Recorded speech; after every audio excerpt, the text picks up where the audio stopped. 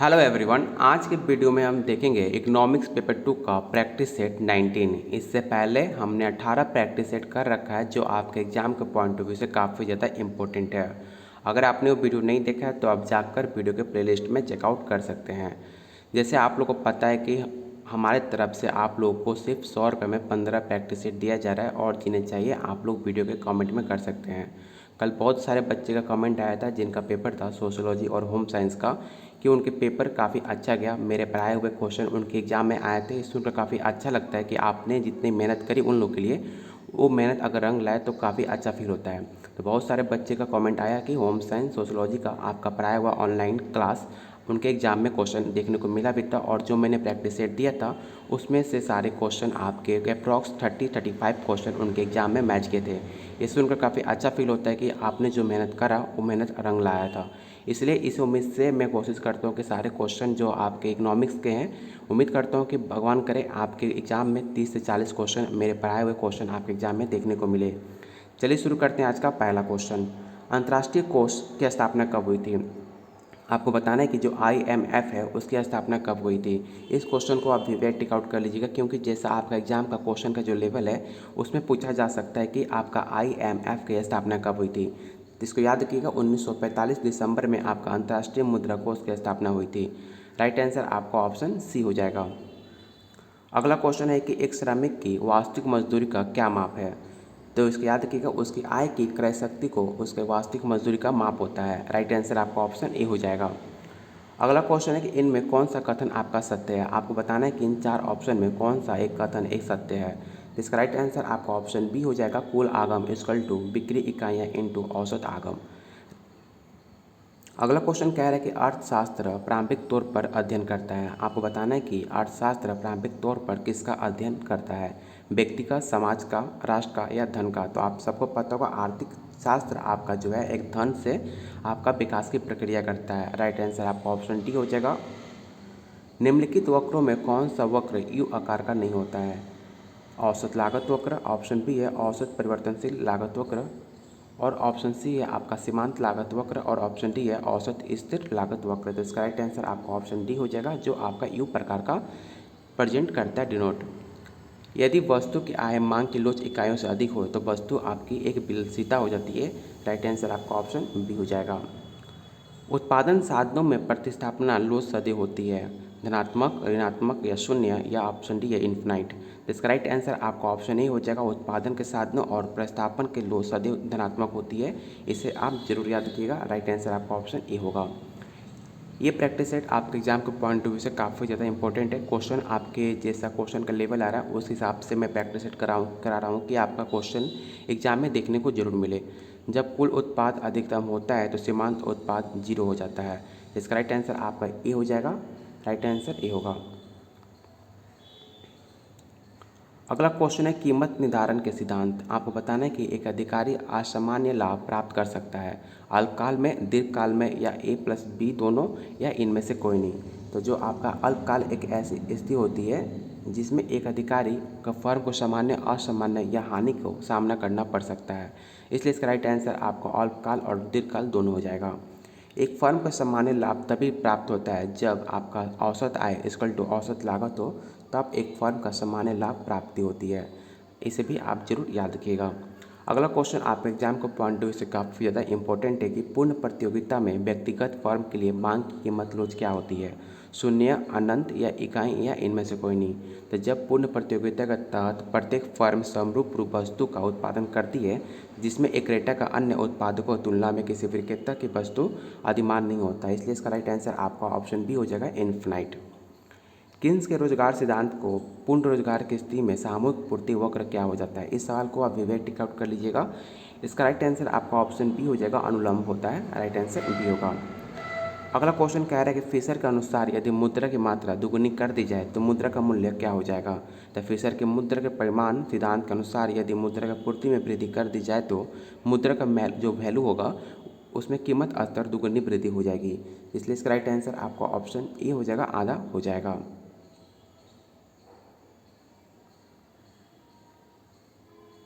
अगला क्वेश्चन है साख नियंत्रण की निम्नलिखित विधियों में कौन सी विधि परिणात्मक नियंत्रण में शामिल नहीं है। आपको बताना है कि इन 4 ऑप्शन में कौन सा एक ऐसा ऑप्शन है जो परिमाणात्मक नियंत्रण में शामिल नहीं है। इसका राइट आंसर आपका ऑप्शन बी हो जाएगा, साख की राशनिंग। गिफिन वस्तुओं के लिए आय प्रभाव क्या होता है? तो गिफिन वस्तुओं के आय का प्रभाव आपका ऋणात्मक होता है, मतलब नेगेटिव होता है। राइट आंसर आपका ऑप्शन बी होगा। सीमांत उपयोगिता जब शून्य होती है तो कुल उपयोगिता क्या होगी? तो इसका राइट आंसर आपका ऑप्शन ए हो जाएगा, अधिकतम हो जाती है। जब सीमांत उपयोगिता जब शून्य होती है तो कुल उपयोगिता अधिकतम हो जाती है। ये उपभोक्ता को पूर्ण संतुष्टि का एक बिंदु मानता है। यहाँ पे आप डायग्राम देख भी सकते हो। अगला क्वेश्चन है मार्शल के उपभोक्ता बचत की धारणा में मान्यता है। तो इसका राइट आंसर आपका ऑप्शन डी हो जाएगा, उपरोक्त में से किसी को नहीं आपका राइट आंसर होगा। अगला क्वेश्चन है पूर्ण प्रतियोगिता के अंतर्गत दीर्घकाल में एक फर्म का संतुलन किस बिंदु पर होता है? P equal to M C या P equal to M R equal to L M C और equal to L A C, या आपका M R equal to M C या ऑल ऑफ द अबव। इसका राइट आंसर आपका option D हो जाएगा। ये सवाल आपका यूपी पीजीटी का पूछा हुआ सवाल है, इसे आप जरूर याद रखिएगा। अगला क्वेश्चन है रिकॉर्ड को लगान सिद्धांत में जिन भूमि पर शून्य लगान मिलती है उसे हम क्या कहते हैं? तो रिकॉर्डों के अनुसार ऐसी भूमि जो केवल उत्पादन लागत को पूरा ही कर पाती है उन्हें सीमांत भूमि का संज्ञा प्रदान की जाती है। ऐसी भूमि ही लगान का निर्धारण करती है, परंतु ऐसी भूमि पर लागत नहीं प्राप्त होता है। इसे आप जरूर याद रखिएगा। इसका राइट आंसर आपका ऑप्शन ए होगा। अगला क्वेश्चन है ग्रेशम का नियम क्या बतलाता है? तो ग्रेशम का नियम आपका बुरी मुद्रा अच्छी मुद्रा को प्रचलन से बाहर कर देती है। राइट आंसर आपका ऑप्शन सी हो जाएगा। भारत में निम्नलिखित बैंकिंग संसाधनों में सबसे पहले किसकी स्थापना हुई थी? ये सवाल आप एग्जाम के पॉइंट ऑफ व्यू से काफ़ी ज़्यादा इंपॉर्टेंट है और ये सवाल ऑलरेडी बिहार स्टेट 2020 में पूछा जा चुका है। तो आप सबको पता होगा सबसे पहले आपके आरबीआई की स्थापना हुई थी। इसका राइट आंसर आपका ऑप्शन बी हो जाएगा। अगला क्वेश्चन है मजदूरी कोष सिद्धांत जिसे हम वैक्स फंड थ्योरी के नाम से जानते हैं उसके प्रतिपादक कौन माने जाते हैं? इस क्वेश्चन को आप भी टिक आउट कर लीजिएगा। इस सवाल आपका DSSB में पूछा जा चुका है। इसका राइट आंसर आपका एडम स्मिथ होगा। मजदूरी कोष सिद्धांत का प्रतिपादक एडम स्मिथ ने किया था। इसे आप जरूर याद रखिएगा। अगला क्वेश्चन है पूर्ण प्रतियोगी बाजार में किसी वस्तु पर लगने वाला कर का अंतिम भार यदि क्रेता एवं विक्रेता दोनों पर आधा आधा बांट दिया जाए तो मांग का लोच क्या होगी? इसे आप जरूर याद रखिएगा। E into P equal to आपका 1 हो जाएगा राइट आंसर। भारतीय रिजर्व बैंक की मौद्रिक नीति क्या है? ये सवाल आपका बिहार स्टेट 2020 में पूछा जा चुका है। तो आप इसे याद रखिएगा। जब भारतीय रिजर्व बैंक की मौद्रिक नीति होती है आपका नियंत्रित मुद्रा विस्तार होता है। तो राइट आंसर आपका ऑप्शन सी हो जाएगा। और अगला क्वेश्चन भी आपके एग्जाम के पॉइंट ऑफ व्यू से काफ़ी ज़्यादा इंपॉर्टेंट है। आपको बताना है कि जो आपका नाबार्ड है उसका मुख्य कार्य क्या करता है। तो नाबार्ड की स्थापना 12 जुलाई 1982 में आपका शिवरामन समिति के अनुशंसा पर की गई थी। इसे आप जरूर याद रखिएगा। और नाबार्ड का काम मुख्य काम होता है कि ग्रामीण साख संचालन करना, मतलब जो गाँव में जिन्हें मतलब उसकी साख संरचना का संचालित करना उसका मेन काम है। इसका राइट आंसर आपका ऑप्शन बी हो जाएगा। अगला क्वेश्चन है मुद्रास्फीति बढ़ने से क्या लाभ होता है? तो मुद्रास्फीति बढ़ने से आपका ऋणी को लाभ होता है, मतलब जो कर्जदार होते हैं उनको एक फ़ायदा पहुंचता है। तो इसका राइट आंसर आपका ऑप्शन डी हो जाएगा। अगला क्वेश्चन आप एग्जाम को पॉइंट ऑफ व्यू से काफ़ी ज़्यादा इंपॉर्टेंट है। बहुत सारे एग्जाम में पूछा जाता है कि जीरो बेस बजट जो होता है, जो शून्य आधार बजट कहते हैं, उसका क्या एक आशय माना जाता है? तो इसका राइट आंसर आपका ऑप्शन सी हो जाएगा। व्यय की प्रत्येक मद पर इस प्रकार विचार करना कि वो नहीं हो, मतलब जब कोई नया बजट पेश होता है तो उसे हम जीरो बेस बजट कर देते हैं, क्योंकि जो अगला बजट है उसे हम एक फिर से न्यू से स्टार्ट करें। जितना पहले हो चुका जो बजट निकला था उसे हम जीरो मान लेते हैं और एक नया बजट फिर से नए तरह से स्टार्ट करते हैं। इसका मतलब यही है। राइट आंसर आपका ऑप्शन सी हो जाएगा। निम्नलिखित में राजकोषीय घाटा का सही सूत्र क्या है? ये सवाल आपके बिहार स्टेट में पूछा जा चुका है। इसे आप जरूर याद रखिएगा। आपको जो राजकोषीय घाटा है उसका सही सूत्र आपका लिखा है इनमें से कोई नहीं होगा, क्योंकि राजकोषीय घाटा इक्वल टू होता है आंतरिक ऋण प्लस विदेशी ऋण प्लस अन्य देयताएं या रिजर्व बैंक से प्राप्त ऋण। आपका राइट आंसर होगा, क्योंकि इसमें यह ऑप्शन दिया नहीं गया है, इसलिए इसका राइट आंसर आपका इनमें से कोई नहीं हो जाएगा। अगर जब पूछा जाए कि राजकोषीय घाटा का आपका सही सूत्र क्या होता है, आप इसको याद रखिएगा कि राजकोषीय घाटा का सही सूत्र आपका आंतरिक ऋण प्लस विदेशी ऋण प्लस अन्य देयताएं प्लस रिजर्व बैंक से प्राप्त ऋण आपका राजकोषीय घाटा का सूत्र होता है। अगला क्वेश्चन है यदि उपयोग की सीमांत प्रवृत्ति 0.6 हो तो निवेश गुणक का मान क्या हो जाएगा? तो आप इसको याद रखिएगा। फॉर्मूला आपका होता है 1/1 माइनस MPC। तो आप वहाँ पे 1/1 की जगह माइनस और MPC वैल्यू आपको दिया गया है 0.6, वहाँ आप वैल्यू जब पुट करोगे तो आपका रिजल्ट आपका 2.5 आ जाएगा। इसका मतलब इसका राइट आंसर आपका ऑप्शन बी होगा। कंपनियों द्वारा प्रदत्त लाभांश घोषित किया जाता है। आपको बताना है कि कंपनियों द्वारा प्रदत्त लाभांश किसके द्वारा घोषित किया जाता है? तो इसका राइट आंसर आपका ऑप्शन बी हो जाएगा, अभिदत्त पूंजी पर। अगला क्वेश्चन आपके राष्ट्रीय और अंतर्राष्ट्रीय व्यापार से है, जो आपके एग्जाम के पॉइंट ऑफ व्यू से काफ़ी ज़्यादा इंपॉर्टेंट है। निम्नलिखित में कौन सा अर्थशास्त्री का ये मानना है कि ऐतिहासिक दृष्टि से अंतर्राष्ट्रीय व्यापार में अल्प विकसित देशों का विकास को रोका है? रॉल्फ ट्रेविस, ऑप्शन बी है हैंस सिंगर, ऑप्शन डी है गुनार मिडल, या इनमें से सभी। तीन इसका राइट आंसर आपको ऑल ऑफ द एबव हो जाएगा। इन तीनों को लगता है कि अंतर्राष्ट्रीय व्यापार ने अल्प विकसित देशों को विकास को रोका है। राइट आंसर आपका ऑप्शन डी होगा और इस क्वेश्चन को आप विवेक टिक आउट कर लीजिएगा। अगला क्वेश्चन आपका एडम स्मिथ द्वारा प्रतिपादित स्वतंत्र व्यापार का केंद्र बिंदु कहाँ पर था? ये सवाल आपके एग्जाम यूपी पीजीटी में पूछा जा चुका है। इसका राइट आंसर आपका ऑप्शन डी हो जाएगा, श्रम विभाजन आपका राइट आंसर होगा। एडम स्मिथ के अनुसार स्वतंत्र व्यापार का केंद्र बिंदु आपका श्रम विभाजन होता है, इसे आप जरूर याद रखिएगा। अगला क्वेश्चन आपका अंतर्राष्ट्रीय व्यापार की विशिष्ट विशेषता क्या बतलाता है? इसका राइट आंसर हो जाएगा ऑप्शन ए, ये अंतर्राष्ट्रीय श्रम विभाजन का ही एक आवश्यक परिमाण है। इसका आधार है कि विभिन्न देशों को भिन्न भिन्न सुविधाएं प्रदान करना अंतर्राष्ट्रीय व्यापार का एक विशेषता है, इसे आप जरूर याद रखिएगा।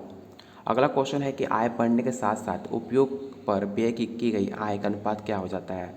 इसका राइट आंसर आपको ऑप्शन ए हो जाएगा, कम हो जाता है। केन्स के मानववैज्ञानिक सिद्धांत के अनुसार जब आय में वृद्धि होती है तो उपभोग में भी वृद्धि होती है, परंतु ये आय में वृद्धि से कम दर होती है, इसे आप जरूर याद रखिएगा। केन्स के अनुसार आपको ये आंसर बताया जा रहा है।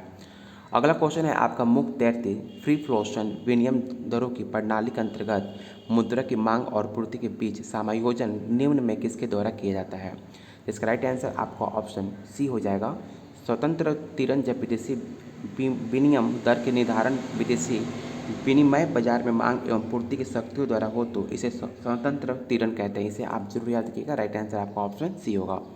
अगला क्वेश्चन आप एग्जाम का पॉइंट ऑफ व्यू से काफ़ी ज़्यादा इंपॉर्टेंट है। आपसे पूछ रहा है कि मजदूरी का सुनहरा सिद्धांत गोल्डन लॉ ऑफ वेक्स किसे कहते हैं?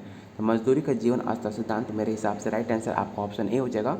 सेकेंड ऑप्शन कह रहा है कि मजदूरी का कोष सिद्धांत, या ऑप्शन सी है मजदूरी का जीवन निर्वाह सिद्धांत, या ऑप्शन डी है मजदूरी का सीमांत उत्पादकता सिद्धांत। तो इसका राइट आंसर आपका ऑप्शन ए हो जाएगा। जैसे मैंने बताया आपको कि मजदूरी का सुनहरा सिद्धांत आपके JS मिल ने दिया था कि इस मजदूरी का जीवन स्तर सिद्धांत भी कहते हैं, इसे आप जरूर याद रखिएगा।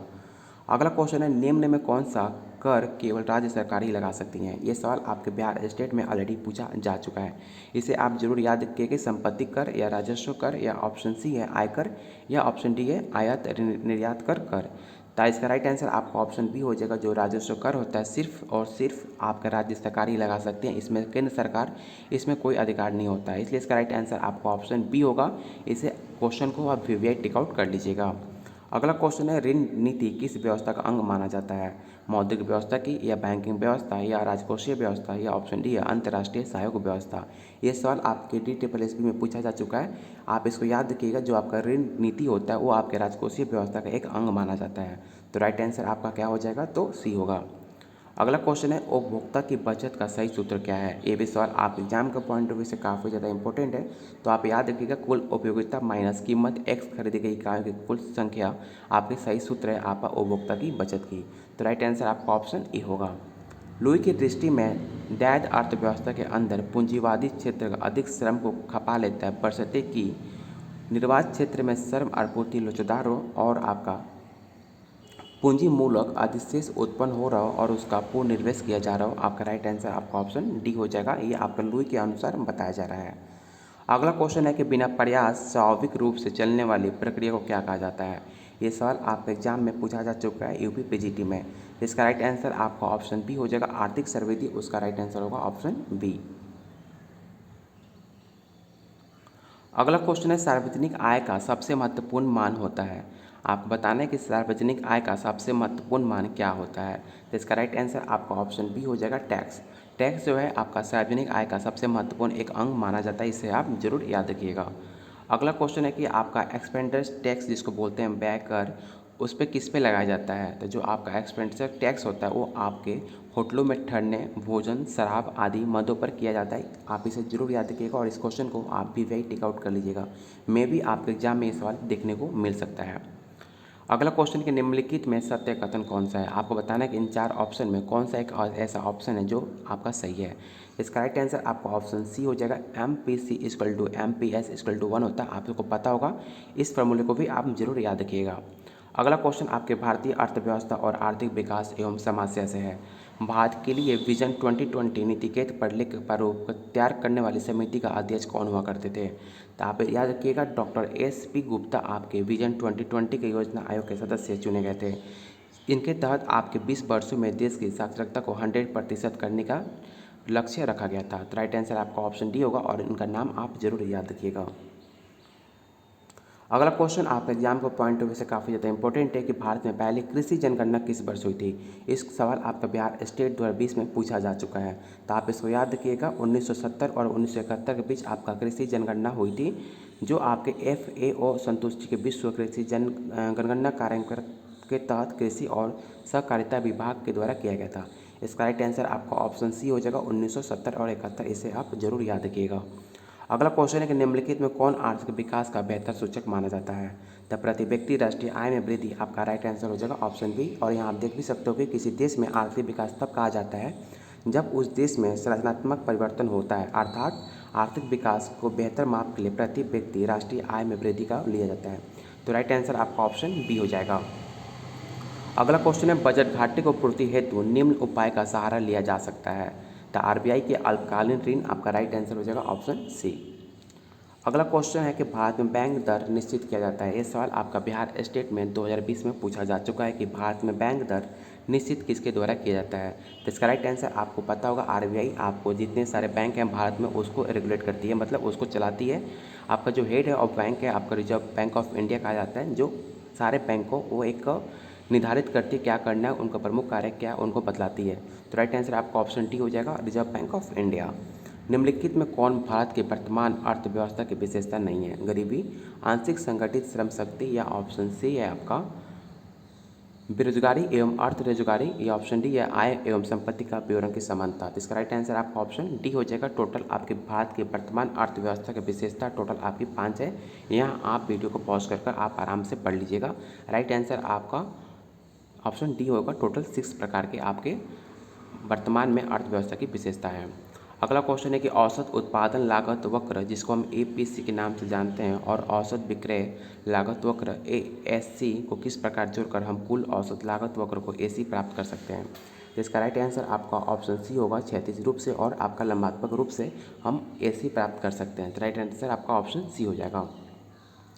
अगला क्वेश्चन है कि जो आपका निम्न चित्र में X अक्ष पर डिनोट किया गया मुद्रा की मांग किस उद्देश्य हेतु को पूर्ता किया जा रहा है। तो इसका राइट आंसर आपका ऑप्शन सी हो जाएगा। सट्टा के उद्देश्य से आपका ये जो डायग्राम है ये डिनोट कर रहा है। तो राइट आंसर आपका ऑप्शन सी हो जाएगा। अगला क्वेश्चन है कि लीनियर प्रोग्रामिंग के विचार को देने का श्रेय किसे जाता है। तो लीनियर प्रोग्रामिंग के विचार का श्रेय आपके अमेरिकी गणितज्ञ डैंटिंग जी को दिया जाता है। राइट आंसर आपका ऑप्शन ए हो जाएगा। अगला क्वेश्चन है कि मौनी इल्यूजन नामक पुस्तक किसके द्वारा लेखक कौन माने गए हैं। तो इसका राइट आंसर आपका ऑप्शन बी हो जाएगा, एडवर्ड फिशर। और इस साल को आप इंपॉर्टेंट टिक आउट कर लीजिएगा। राइट आंसर ऑप्शन बी हो जाएगा। श्रम विभाजन एवं विशिष्टीकरण, the division of labour and specialisation उत्पन्न किसके द्वारा किया जाता है। तो राइट आंसर आपका ऑप्शन सी हो जाएगा, आंतरिक बचतें और प्राप्त बचतें। अगला क्वेश्चन है द वेल्थ ऑफ नेशन नामक पुस्तक के लेखक कौन है। ये सवाल आपका बिहार स्टेट 2020 में पूछा जा चुका कि द वेल्थ ऑफ नेशन नामक पुस्तक के लेखक कौन है। इसका राइट आंसर आपका ऑप्शन सी हो जाएगा। एडम स्मिथ द्वारा 1776 में इनकी बुक वेल्थ ऑफ नेशन प्रकाशित हुआ था। आप इससे इसका राइट आंसर आपका ऑप्शन सी हो जाएगा। और इसे भी याद रखिएगा, अर्थशास्त्र के पिता आपको स्मिथ को ही कहा जाता है। राइट आंसर आपका ऑप्शन सी हो जाएगा। यदि श्रम की उत्पादकता बढ़ेगी तो इसकी मजदूरी स्तर आपकी बढ़ जाती है।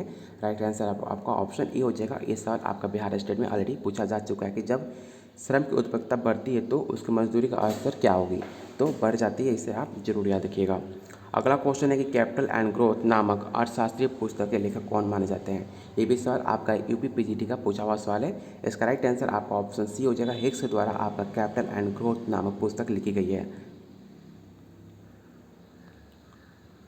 अगला क्वेश्चन है ग्रामीण विकास कार्यक्रम के अंतर्गत गरीबी दूर करने के लिए आपके ग्रामीण गरीबी को उत्पादकता पूंजीगत साधन प्रदान किए जाते हैं, इसे आप जरूर याद रखिएगा, जिसका 2 अक्टूबर 1980 को इस कार्यक्रम का उद्देश्य निर्धारित किया गया था, मतलब इसे स्टार्ट किया गया था 2 अक्टूबर 1980 को। राइट आंसर आपका ऑप्शन डी हो जाएगा। और अगला क्वेश्चन है, जीवन निर्वाह विकास की उचित दर किस अर्थव्यवस्था पर निर्भर करती है? तो इसका राइट आंसर आपका ऑप्शन ए हो जाएगा। किसी भी अर्थव्यवस्था में 3 क्षेत्र पाए जाते हैं जो इस प्रकार है, पहला कृषि, सेकंड आपका उद्योग और आपका थर्ड जो है सेवा। आपका राइट आंसर ऑप्शन ए हो जाएगा। अगला क्वेश्चन है, लगान मजदूरी एवं लाभ को आर्थिक विकास प्रक्रिया में शामिल करने वाले अर्थशास्त्री कौन थे? इसका नाम था आपका ऑप्शन ए, राइट आंसर हो जाएगा रिकॉर्डो। रिकॉर्डो को क्लासिक अर्थशास्त्री माना जाता है। इन्होंने लगान और मजदूरी एवं लाभ को आर्थिक विकास प्रक्रिया में शामिल करने की प्रस्तुत की थी। तो राइट आंसर आपका ऑप्शन ए हो जाएगा। अगला क्वेश्चन है, निम्नलिखित में किस अर्थशास्त्री ने उपभोक्ता की बचत को क्रेता की बचत नाम से अभिहित किया था? तो इसका राइट आंसर आपका ऑप्शन बी हो जाएगा, बोल्डिंग। आज का लास्ट क्वेश्चन रहेगा कि भारत की समग्र बचतों में कौन सा क्षेत्र सर्वाधिक योगदान करता है? घरेलू क्षेत्र या निगम क्षेत्र या सरकारी क्षेत्र या बीमा क्षेत्र? तो आप सबको पता होगा, भारत के समग्र बचतों में सर्वाधिक योग क्षेत्र आपका घरेलू क्षेत्र का होता है। राइट आंसर आपका ऑप्शन ए हो जाएगा। उम्मीद करता हूँ आज की वीडियो आपको काफ़ी पसंद आई होगी। तो प्लीज़ आप लोगों से भी एक रिक्वेस्ट है कि वीडियो को आप लोग लाइक कीजिए और दोस्तों के साथ आपने ज़रूर शेयर कीजिएगा। और जिन्होंने अभी तक इस चैनल को सब्सक्राइब नहीं किया तो प्लीज़ आप लोग चैनल को सब्सक्राइब कर लीजिएगा। आप लोग के लिए बहुत जल्द बीपीएससी आपका जो वैकेंसी आने वाला है नवंबर में, मैं बहुत बार कहते आ रहा था कि आप लोग सीरियस होकर पढ़ाई करो। स्टेट क्वालिफाई करते ही आपके 1 महीने बाद आपका बीपीएससी एग्ज़ाम लेने वाला है। इसलिए आप लोग कोशिश कीजिए कि इसको एग्ज़ाम को क्वालिफाई कर आप बीपीएससी एग्ज़ाम में बैठे और अपना जॉब को निश्चित करें। और जिन्हें प्रैक्टिस सेट चाहिए आप लोग मुझे कमेंट करके बता सकते हैं। और बहुत बच्चे का कमेंट आया था कि जो म्यूजिक, सोशोलॉजी और आपका होम साइंस का जो पेपर था उसमें मेरा बहुत सारे क्वेश्चन उसमें मैच किए थे। जो मैंने ऑनलाइन प्रैक्टिस सेट कराया था और जो मैंने प्रैक्टिस सेट दिया था उन्हें पेड बैच में जो 100 रुपये में सिर्फ दिया गया था, उसमें से काफ़ी क्वेश्चन मैच किए थे। मैंने उसका स्क्रीनशॉट भी अपने टेलीग्राम चैनल पे और अपने यूट्यूब चैनल पे मैंने शो भी किया था। मैंने उसे अपलोड भी किया था कि बच्चे देखें कि मैंने पढ़ाए हुए जो क्वेश्चन थे मेरे एग्जाम में मैच किए। अगर आप कोई मेहनत करते हो तो आपका मेहनत ज़रूर रंग लाता है। इसलिए कह रहा हूँ कि बार बार कि आप लोग मेहनत करो और इस क्वेश्चन को जो पेपर आपका होने वाला है आप इसे क्वालिफाई कर अपना जॉब को निश्चित करो। चलिए बहुत जल्द मिलते हैं। मैं कोशिश करता हूँ कि शाम तक एक और आपको प्रैक्टिस सेट कराया जाए जो आपके कल के एग्ज़ाम के लिए काफ़ी ज़्यादा इंपॉर्टेंट हो जाए। चलिए बहुत जल्द मिलते हैं अगले प्रैक्टिस सेट पर। और आप लोगों से रिक्वेस्ट है कि प्लीज़ वीडियो को शेयर जरूर कीजिएगा।